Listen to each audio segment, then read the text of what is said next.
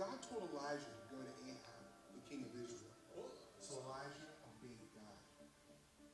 Elijah told the king, meet me at Mount Carmel. Bring the people of Israel and the prophets who worship false gods. King Ahab and the people met Elijah at the mountain. Elijah said, make up your minds. If you believe the Lord is God, follow him. But if Baal, then follow him. Elijah set up a challenge to show who is the one true God.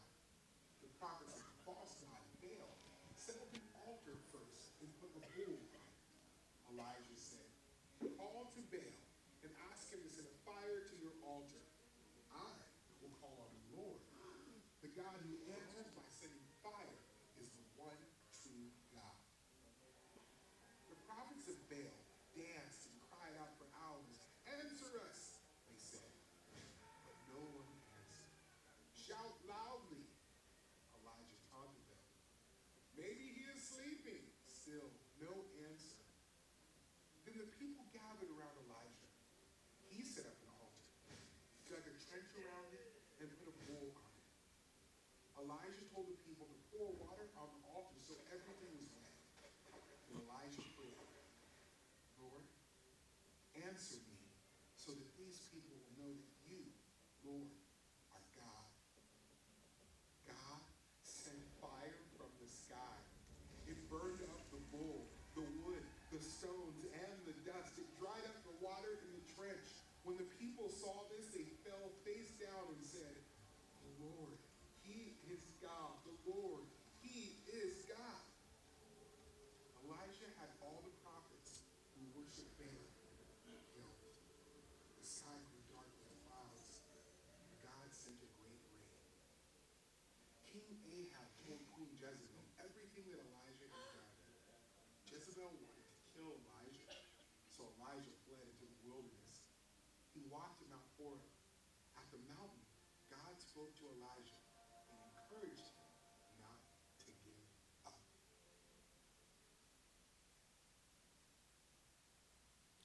Y'all give the cartoon a round of applause, huh? Okay, so I wanted to, rather than go through two whole chapters in First Kings this morning, I said, you know what? Let me look for a cool video that doesn't have a puppet in it. And sorry, Bill, I love you. And that'll recap the story, right? I love that story, right? That right there is one of like the Super Bowls of the Old Testament, right? He's up against 450 prophets of Baal, 400 other prophets from Jezebel, right? That are they're false prophets for their God. And he calls them up, he's taunting them, he's hooting, he's hollering, maybe your God went to use the bathroom. Well, maybe he is sleeping. Maybe he can't hear you. Yell louder, right? And then he calls from heaven, and then boom, fire comes down. And the fire comes down, and not only does it wick up the altar, which is made of rocks, right? He put one stone for every tribe in the 12 tribes of Israel on there. Then he put the wood. Then he put the cow, right, the offering. Then covered it in water, 4 jars, 3 times. So 12 jars of water on top of it. Then fire comes from heaven, and all of it's like this. It said even the dust was gone, right? So then Elijah takes these 850 prophets, these false prophets, and says, let's go kill them. So they kill these prophets. And then immediately following I want to point this out. I'm a numbers guy. So you're going to hear me talk about a lot of numbers today. Don't worry, you're not going to have to do any math at all, I promise. I know the last time I made you do math, and I got some dirty looks. So I have retired math problems in messages when they give me the opportunity to do it. So, but at the end, Elijah sends his servant to check whether or not the rain is coming, right? So there's been 3 years, no rain at all in Israel. He prophesied it. God said it passed. He then goes and hides from from Ahab. But anyways, so he goes and hides. God tells him, listen, you need to go hide because they're going to kill you. So he goes and hides. He has birds that deliver him breakfast. He has birds that deliver him dinner, right? Well, here at the end, he sends his servant 7 times to go and check for rain. On the 7th time, the servant comes back and says, hey, there's a cloud that's about the size of a man's hand. And he says, okay, perfect. You need to go tell the king he needs to come up off the mountain, because if he doesn't come now with his chariots, there's going to be too much rain. He's not going to be able to get down. He then runs 17 miles, okay? 17 miles. Is there anybody in here that can do 17 miles? Rob, come on. Not at one time. We're not talking about miles per hour in the car. That's not what we're talking about. So he runs 17 miles from Jezreel, faster than Ahab can do it in his chariots. He beats him to the gate. So Ahab's on his way to tell Jezebel what went down with the prophets. Spoiler alert, she's not happy, right? So we're going to pick up in 1 Kings 19, and we're going to do verses 1 through 21. So bear with me, because I'm going to go through it all, and then I'm going to go back. I'm going to touch on some specifics in here. So as I prayed last night, I always want to get something that, from God whenever I get to do a message that can touch any generation, right? So we have 3 or 4 different generations in here. You've got some seasoned folks, right? You got some seasoned folks. We have some not quite seasoned, but got a little bit more experience than most. Then we have, that's us, right? Then it's us. We are the millennials, right? And then we have the next generation. Now, even at this, I'm blessed with my daughters in here. So we've got all these different generations. So when I'm going through this, I want you to, I believe wholeheartedly that, and this is so cool, it definitely wasn't me, it was 100% God, because I couldn't come up with something that is this cool, but God can, right? So, and he always sends exactly what he needs to send, when he needs to send it, because I sat down, I prayed. When Bill called me yesterday, I said, you know what, I am ready. I know what I'm going to talk about. I know what I'm going to talk about. And so I drove back from the Outer Banks yesterday. And the whole way, we're riding home, we're singing songs, we're joking, we're laughing.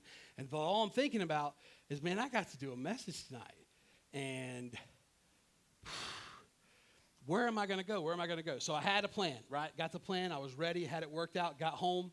I had to steam clean some tables, or some chairs for the tables, because they were dirty. And by the time I started working on the message, I opened the Bible, and we're going in a different direction now. God's like, that's not it. That's not where I want you to go. And I was like, yeah, but it's cool, man. It's cool. That's cool. That's not where I want you to go. I want you to do this. I want you to do this. And I was like, yeah, man, but everybody's heard that story. Everybody knows who Elijah is. Everybody knows who Elisha is. And he's one of my favorites, right? Elijah is one of the coolest cats in the Bible. And then Elisha comes after him. And we'll talk about him at the very end. But this part right here, I always looked at Elijah as just like, he's one of the patrons of faith, right? Like he's like the Mecca. Like he's that dude, Barbara. Like he is that guy. When you start talking about Elijah, everybody's like, man, this dude didn't even die. This is like, that's the real deal. Like, you're so close to God, you don't even die. Like, you want to be like this guy, right? But then I read in 1 Kings 19, and I've never seen this way before. You see a completely different version of Elijah. And that's what we're going to talk about. But bear with me. I'm going to drink some water, and then we're going to read some word, okay? All right. Now, Ahab told Jezebel everything Elijah had done, how he had killed all the prophets with a sword. Jezebel sent a messenger to Elijah saying, So may the gods do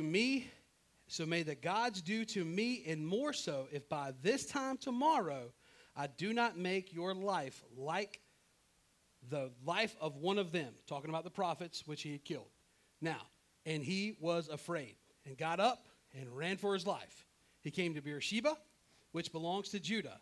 He left his servant there. But he himself went a day's journey into the wilderness and came and sat down under a broom tree. And he asked for himself to die and said, enough now, Lord, take my life, for I am no better than my fathers. Then he lay down and fell asleep under a broom tree. But behold, there was an angel touching him. And he said to him, arise and eat. And he looked, and behold, there was at his head a round loaf of bread baked on hot coals and a pitcher of water. So he ate and drank and lay down again. But the angel of the Lord came back a second time and touched him and said, hey, arise and eat, because the journey is too long for you. In another version, it says the journey is too much for you. Okay? Keep that in the back of the old brain, all right? The journey is too much for you. So he arose, ate and drank, and he journeyed in the strength of that food for 40 days and 40 nights to Horeb, the mountain of God. Elijah at Horeb is the next section. Then he came there to a cave, and he spent the night there. And behold, the word of God came to him. And he said to him, what are you doing here, Elijah? And he said, I've been very zealous for the Lord, the God of armies, for the sons of Israel have abandoned your covenant, torn down your altars, and killed your prophets with the sword. And I alone am left, and they have sought to take my life. So he said, go out, stand on the mountain before the Lord. And behold, the Lord was passing by. And a great and powerful wind was tearing out the mountains and breaking the rocks in pieces before the Lord. But the Lord was not in the wind. After the wind, there was an earthquake, but the Lord was not in the earthquake. And after the earthquake, a fire, but the Lord was not in the fire. And after the fire, the sound of a gentle blowing. When Elijah heard it, he wrapped his face in his cloak and went out and stood in the entrance of the cave. And behold, a voice came to him and said, what are you doing here, Elijah? Then he said, I've been very zealous for the Lord, the God of armies, for the sons of Israel have abandoned your covenant, torn down your altars, and killed your prophets with the sword. And I alone am left. And they have sought to take my life. The Lord said to him, go return on your way to the wilderness of Damascus, and when you have arrived, you shall anoint Hazael king over Aram. You shall also anoint Jehu, the son of Nimshi, king over Israel, and you shall anoint Elisha, the son of Shaphat, of Abel Meholah, as your prophet in your place, right? Did I do that right? Y'all know? No? As a prophet in your place. And it shall come about that the one who escaped from the sword of Hazael, Jehu shall put to death. And the one who escapes from the sword of Jehu, Elisha shall put to death. Yet I will leave 7,000 in Israel, and all the knees that have not bowed to Baal, and mouth that has not kissed him. So he departed from there and found Elisha, son of Shaphat, while he was plowing, with 12 yoke of oxen in front of him, and he with the 12th. And Elijah came over to him, threw his cloak on him. Then he left the oxen behind and ran after Elijah and said, please let me kiss my mama and my mother and father, then I'll follow you. And he said, go back, for what have I done to you? So he returned from following him and took the pair of oxen, sacrificed them, cooked their meat with the implements of the oxen, and gave it to the people, and they ate. He got up and followed Elijah and served him. Okay. There's a lot there, right? So let's go back. Elijah runs 17 miles. He's now at Jezreel. Jezebel's completely furious that he killed the prophets. Elijah finds out. She says she's going to kill him. So he does what any good Christian boy would do and runs, right? He runs away. He gets now listen, this guy just came from the Super Bowl, right? Like the patron. I mean, this guy's the real deal. It's Elijah. And now he's running for his life. Tucked tail between his legs, gone, okay? So he runs for his life from Jezreel to Beersheba, a distance of over 100 miles, right? Did you guys know that? He runs for over 100 miles. Now, spoiler alert, I do have a map. Bill, you're welcome. We had to have it consistent, right? No, it's too soon. No, you're good. I'm just teasing. All right, so It's over 100 miles to get here. So now he's there. He stops. He rests under a tree. He sends away his servant, right? It's the only guy he's got left, right? He is now 100%. He's tired. He's angry. He's frustrated. He's ready to give up. So he sends away the only guy he's got with him that's on his side, the same guy that he sent 7 times to go check and see if it was about to rain. And then he says, listen, go, you go. So he sends him away. Now, Elijah's flying solo, okay? And the reason he's doing this is because he's on his way. Are you ready? He's fleeing death to go request death. Let me say that. You guys will maybe get that Tuesday. He is fleeing from death, right? From Jezebel, who wants to kill him, to go to God to request that God kill him. And this isn't the noble death like Paul talks about in the New Testament, right? This isn't, it's better to be with God than to be. This isn't that kind of death. This is him tired, frustrated, depressed. Like Elijah's in a bad spot here, right? Okay, so he's underneath the tree. Now at this point, if you count the 17 miles from Mount Carmel, plus the over 100 miles that he ran, he's at 130 or so miles that he's gone in this first part. All right. To escape death, only to request Yahweh to kill him. He's been following God. He's been performing miracles. He has been at the top of the food chain of the prophets, right? Like he has done things like, he's the preacher of Hillsong, right? He is, you name it. He's John MacArthur. Like he is, my favorite's Bob Goff. He's Bob Goff of the faith. And now he's running away because he's in his feelings. Tired and angry, he sends away I don't know if any of you can relate to this. Maybe it's just me. I am tired. And I'm angry. And my children have tap danced on every nerve that I have left in my body. Do you know what I want to do? Send everyone away. I want to send everyone away, right? It's time to be alone. I want to be alone so I can feel this way. I want to be miserable by myself. This is where Elijah is. Elijah wants to be miserable by himself.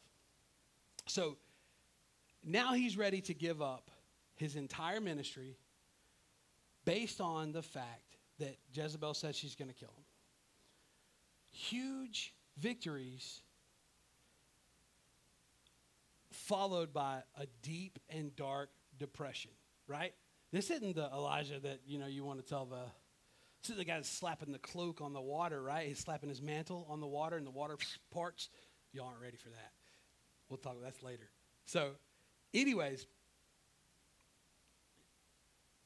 surely Elijah believed that God was still going to protect him, right? Surely he believes and trusted that the Lord would continue to use him for the glory of the kingdom. Has anybody ever gone on a self-prescribed journey themselves? And what I mean by that is you didn't approach God first. You just sent yourself somewhere, right? This is what Elijah's doing. Elijah didn't consult God. Elijah is leaving and fleeing. God didn't give him this direction, but God's so cool that he works it all together. And it's amazing how he works it together. But he works it all together. Elijah leaves. He's basing it off of what God told him previously, right? So when he went to the king and told him, hey, it's going to rain, because of you guys are wicked. You guys are wicked. So there will be no rain for the next 3 years. God says, go into the wilderness, flee, go hide. Go hide. God sends him, tells him where to go, okay? So this is what I thought was so cool about this passage. Because we do this today.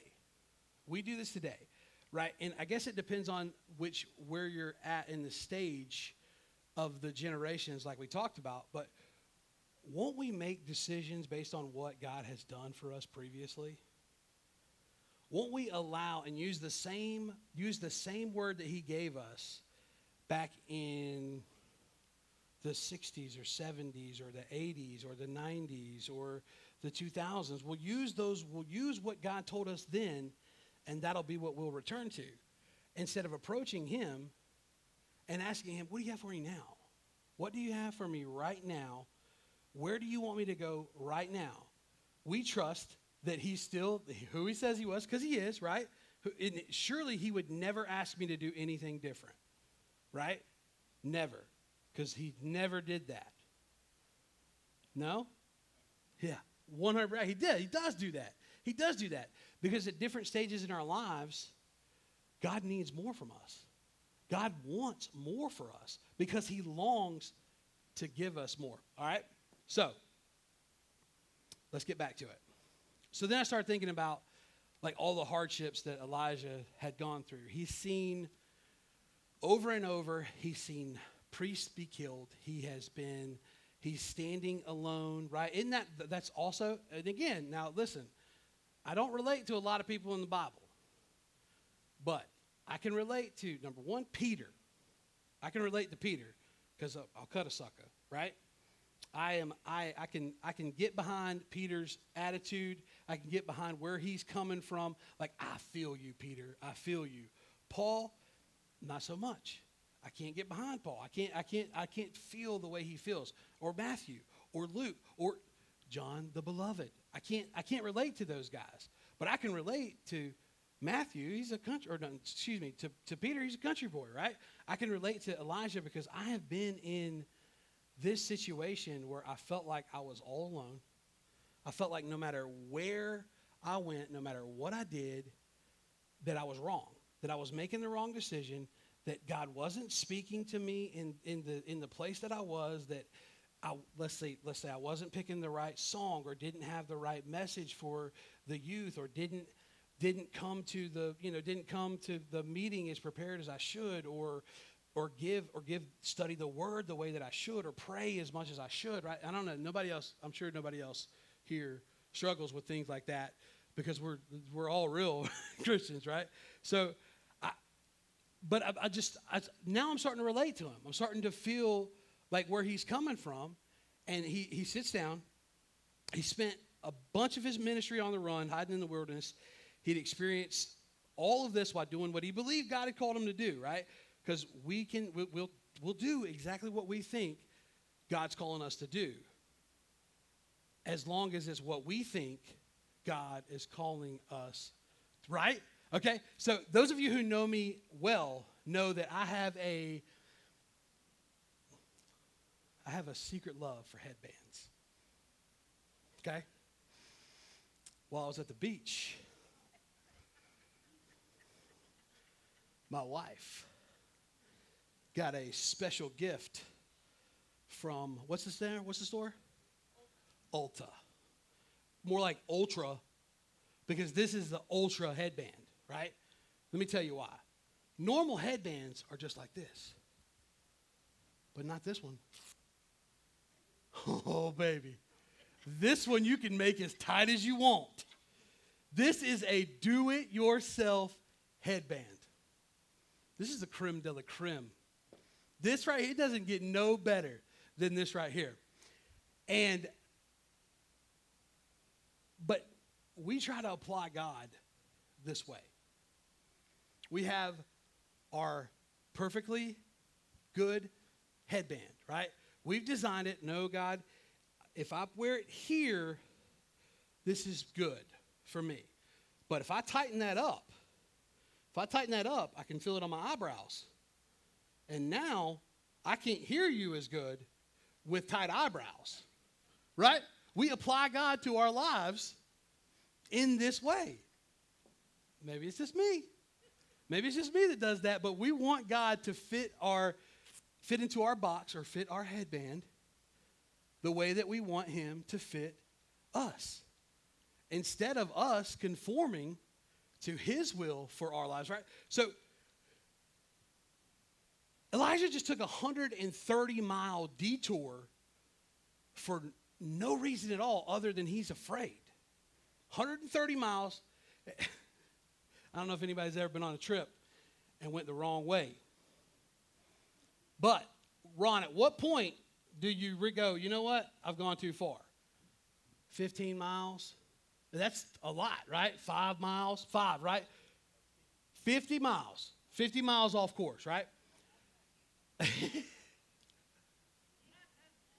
Jamie said she went to Texas one time. She was on her way to Greenville. I can't figure out why I ain't getting there. Anyways, so he believes he's doing what God wants him to do. So now, in his mind, he's justifying it, right? Because we do that, we justify it. We'll justify it, well, this is the reason that I'm doing this. Last time that I was in this situation, God told me to run. And so, this is what he wants. I know this is what he wants. He's putting God on the way that he wants to put God on. And not allowing God to be God for him. But let me show you how God is, right? He is so cool. He is so cool. So he gets to this tree. Now, he gets to this tree. He sits down. And he's super tired. He's exhausted because he has fled out of fear, right? He was terrified. He fled out of fear. So, how does God respond to Elijah's grief? God sends the angel of the Lord with some fresh baked bread, a pitcher of water, and says, Elijah, wake up. Touches him. Elijah, wake up. You need to eat. You got to eat this. Eat this. So Elijah, on his own strength, has gone 130 miles. But now God has to intervene because if he keeps going like this, God's not going to get the chance to kill him. He's going to kill himself, right? So God intervenes and says, hey, you need to eat this. You need to eat this. So he eats. And then, like a good Christian boy, after Sunday service, what's he do? Another nap, baby. It's nap time. That's right. That's right. I know y'all are all as excited as I am about the naps. So he goes back to sleep again. The next time, he wakes up. It says, the angel says to him, get up and eat. This journey is too much for you.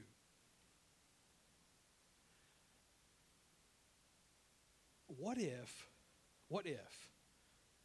we knew that the journey that we were on was too much for us? What if we acknowledged that? What if we acknowledged that out of the gate, not 130 miles later? What if we acknowledged out of the gate, this is too much for me, but we don't. We don't. Men especially, right? Men, you want to bear every burden and not tell anybody. You want to throw it on your back and hold it and carry it and run and run and run. And your wife's going, hey, stop being so stupid. And you're going, I'm doing my best. Quit yelling at me, right? Maybe that's just me. Maybe that's just me. But we try to take over. We try to take over and we try to be God in our lives. I do it. Every time. I'll be like, as soon as God gets me right where he wants me, and I've said, Jesus, take the wheel. It's all yours. I give it to you. We get going good, and I'm like, I'm ready for another shot at it. I'm ready for another shot at it. Give me that wheel. Let me just hold on to it for just a little while. Look, you're doing a great job. You're doing a great job. But over here, I got another plan.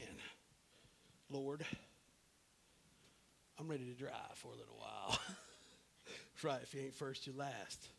Right? So we put our headband on. I'll take it off, baby. I'm sorry. So now he's strengthened by the food, right?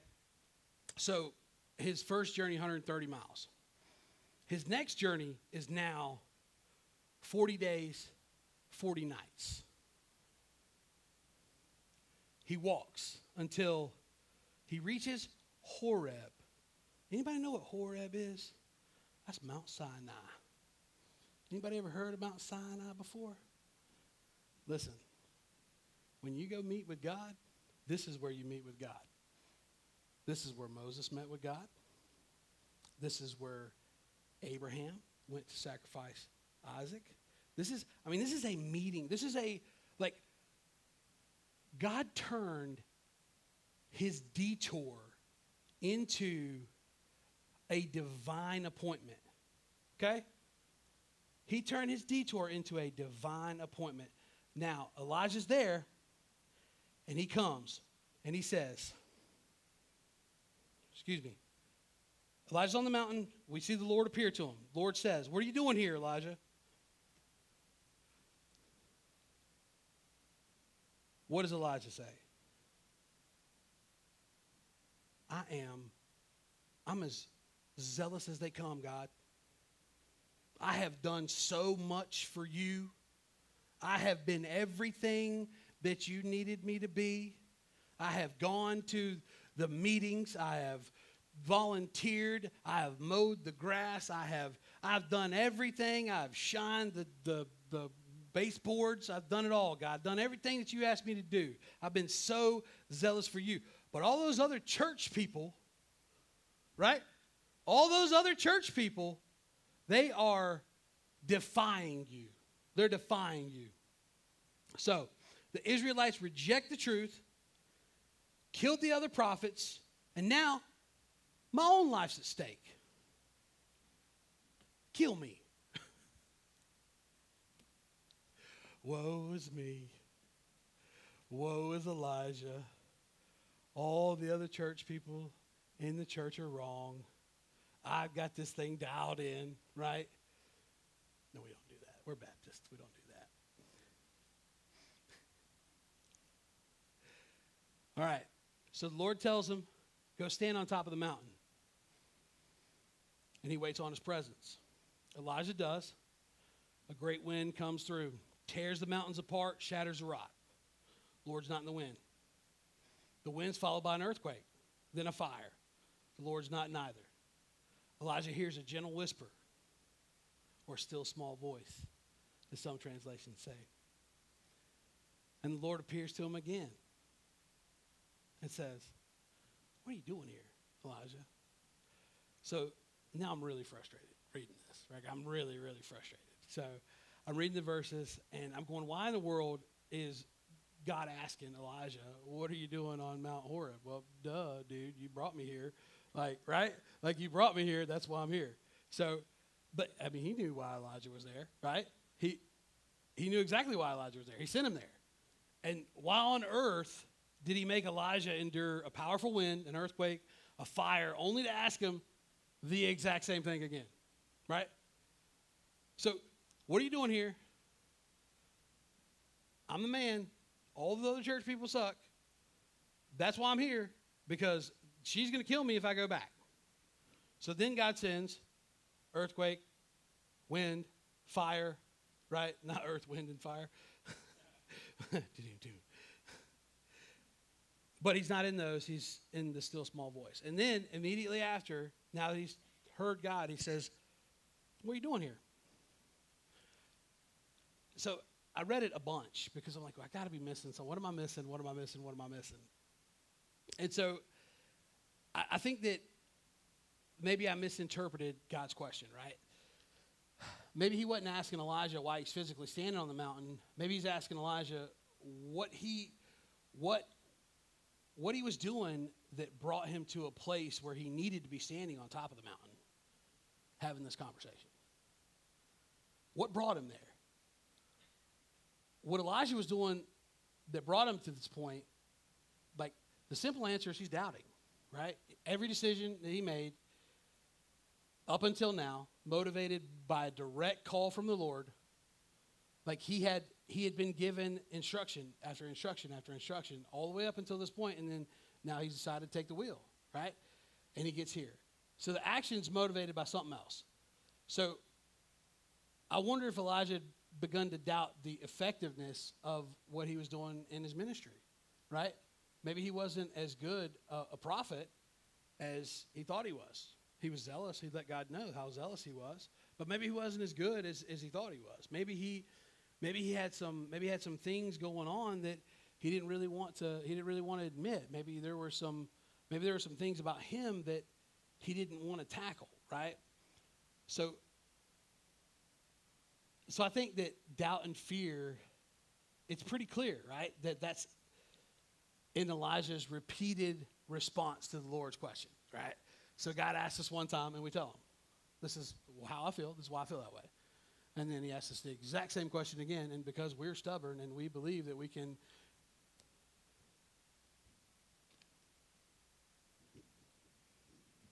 All right, God. Exact same thing. Exact same answer. But this time, I got you where I want you. Whoa. That was the Lord. So, I've been very zealous for the Lord God Almighty, but the Israelites have rejected your covenant, torn down your altars, put your prophets to death with the sword. I'm the only one left, and now they're trying to kill me too. So, it still leaves the question, why did God call Elijah to Mount Horeb in the first place, to Mount Sinai? He had spoken to Elijah many times before.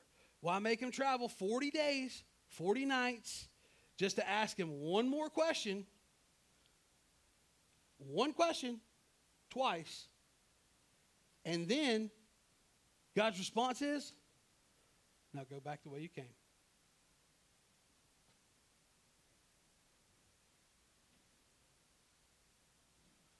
Did I hear that right?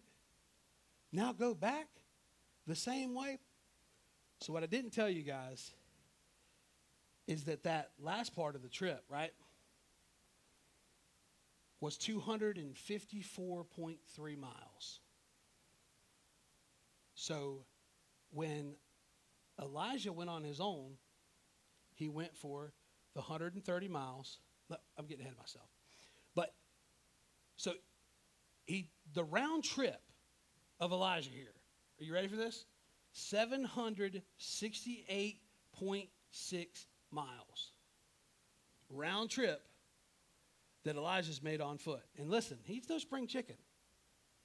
Right? He's not a spring chicken at this point. He is he is far enough in his years where he said, look, God, I'm giving it up.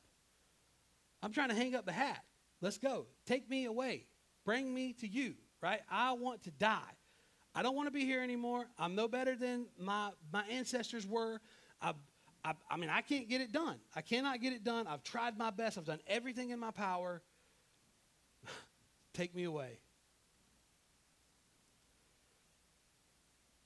So I believe that God takes us on these elaborate journeys in our lives, right? Just to show us sometimes how in control he really is, right? Like, he shows us that, look, it doesn't matter what you do. It doesn't matter where you are in your journey. I've got every tool that you will ever need to succeed along the way. I've got every tool. It belongs to you. I'll give it to you. All you got to do is ask. All you got to do is ask. Elijah's journey from Jezreel to Beersheba, 130 miles. Whoops.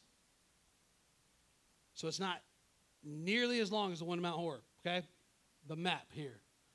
The first one is those first 3 dots at the top. Boom, that's the first journey. That's what Elijah did on his own. But when God intervened and God stepped in and gave him what he needed, he was able to cover the rest of this distance to Mount Sinai, which is 254.3 miles. He was able to cover that. And when he got there, it wasn't like when he made his first journey. When he made his first journey, what did he need? He needed 2 meals and a nap, then another nap. He needed 2 naps, 2 meals when he was on his own strength.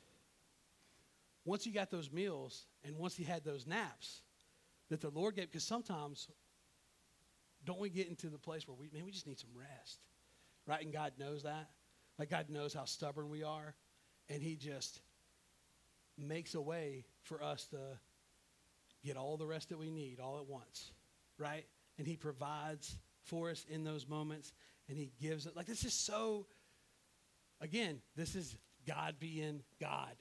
Like, against all odds, against God's still there doing what he came to do, his job, take care of us. All right. 40 days later, after traveling over twice the distance, we see Elijah resting in the comfort of a cave. He's not exhausted. He's not beat. He didn't have to lay it down. He makes and this is 254.3 miles. 130 nearly killed him. He was asking to die. But now, 254.3 more miles, he's good to go. What's the difference between the two journeys? One was motivated by fear, and one was motivated by faith. Man. So now I'm looking at Elijah and I'm going, that looks a lot like me. That looks a lot like me. I put myself in some crazy places because I've been afraid of something. Some crazy, I don't know, maybe it's just me. Maybe it's just me. Maybe you guys hadn't done that, but I put myself in some tough spots.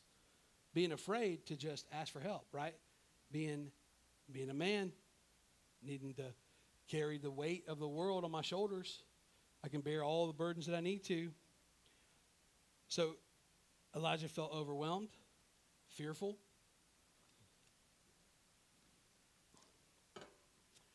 Because he's afraid of the journey ahead, right? He didn't know what God had in store for him. He didn't know what Jezebel had in store for him. So he's afraid of the journey ahead. Maybe you can see yourself in that. Maybe he's afraid of what came before. Maybe he's afraid of what was in his previous life, right? In his time before.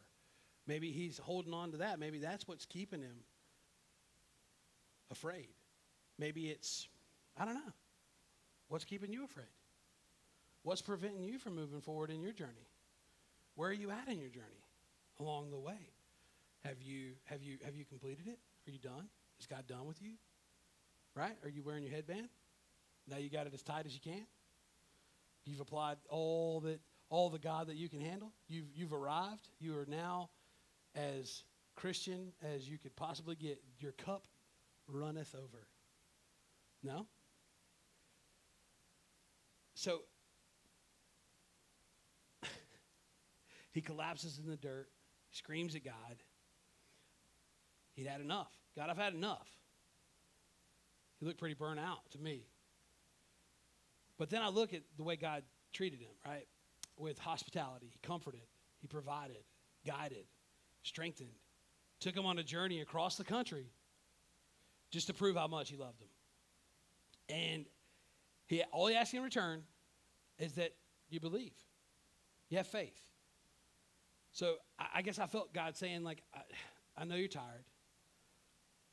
I know there are days that you don't want to do this anymore, and it's okay to not be okay all the time.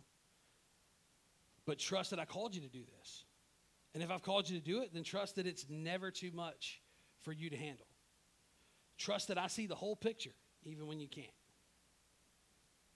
Trust that you're still valuable and lovable, even when you've made mistakes, even when you feel like you failed. Trust that it's in those weaknesses that he's made strong. Man, that's a powerful message. He gets to, let's finish God answering his prayer. He asked for death. God does not give him death, right? And God is so God that not only did he not give him death then, but he never gave it to him. Oh, you want death? I'll show you. Never going to happen. I'm going to bring you up here with me. Isn't that's such a God way to answer a prayer? Like, that is such an amazing answer to a prayer, because that's not what Elijah needed, right? That's what Elijah wanted in that moment. He wanted God to take him out. God, take me out. Take me out. I'm done. I've ran my race with perseverance. I'm steadfast. I've done everything. I've done it all. I've done all that you've got for me, right? But then God says, well, who'd you give it to? Who'd you give it to? which to me is the most powerful part of this whole thing, right? Because there are folks, and maybe in this room, that have accomplished so many things and have done so many great things and have been in so many amazing moments with God. They've been in those Super Bowl moments where the flame comes down and it engulfs the altar, and it's just like, whoa, this is awesome. You know, like this, you've experienced that. And now you're at the stage where you're like, you know what, I'm done. I'm done. I've done it. I've done it all. I've done everything that you'd have me to do, God. I'm shutting it down. I'm ready to die. I'm finished. I believe that God is telling some folks, you're not. You're not done. You're not done. The best is yet to come. You haven't even seen what I'm going to do through you after you're gone. So where does God send him? God sends him to anoint 2 kings, right? And to anoint Elisha. Elisha's my favorite. This kid he's the real deal, right? Like, he's the real deal. He is what Elijah should have been, right? So Elijah goes and says, I didn't even tell you this. So the mantle, right? So the mantle, this is cool. It's a fun fact. The mantle is the cloak that they wear. It's an overcloak, the Hebrew word. That Hebrew word's only used 12 times in the entire Bible. The majority of the times that Hebrew word is used is in 1 Kings 17, 18, 19, and 20. Doesn't appear in the Bible in the same manner at all. Doesn't appear in the Bible in the same manner at all. Because and the evangelicals use this as a mantle that gets passed down from like a father to a son, like an anointing or something along those lines. So when Elijah goes and sees Elisha, okay, now Elisha's a businessman. Elisha is a businessman. He has 12 yoke of oxen, right, which is a lot of cash back then. This dude is a working man. Not only is he an owner of these 12 oxen, but where did he find them? On the 12th. He's a worker. So he's working. He's in the middle of running his business, plowing the fields, when here comes this dude and throws his cloak, his mantle, his anointing over the top of him. And he says, let me go kiss my mama, and we can get out of here.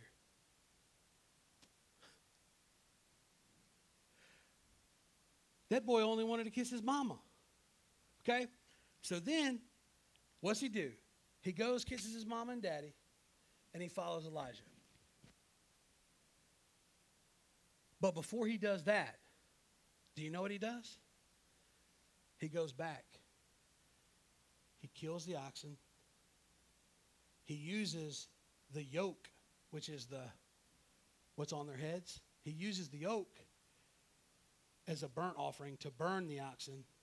He then serves it to all of his workers. He gave up his entire inheritance so that he had nothing to go back to. I don't know who you relate to in this story, right? I don't know where